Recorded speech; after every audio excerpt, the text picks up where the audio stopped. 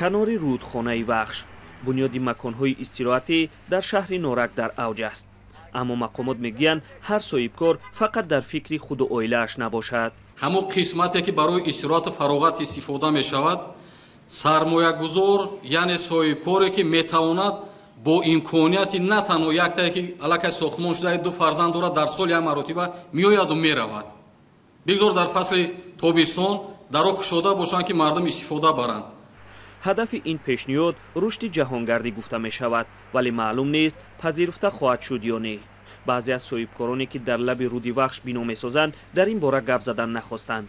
از سال 2015 توجه سیاحان داخلی و بیرونی به شهر نورک افزوده است. این منطقه 100 استراحتگاه دارد و اکثرش خصوصی است. رئیس شهر میگوید در اطراف رودخانه وخش دیگر جای خالی نمانده است. حالا نقشه دارند در اینجا یک آسایشگاه کلان سازند تا درش برای همه باز باشد.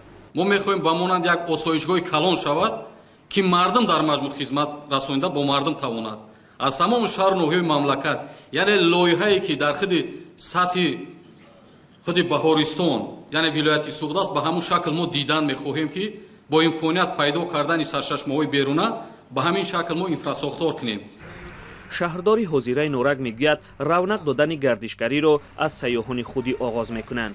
فیروزه شریفی شهرداری سابق نورک پیشتر سیاحان داخلی را سخت تنقید کرده بود. او میگفت سیاحان خودی به جای فایده برای شهر مشکل میآفرند. اشاره‌اش به پرتوهای زیاد بود.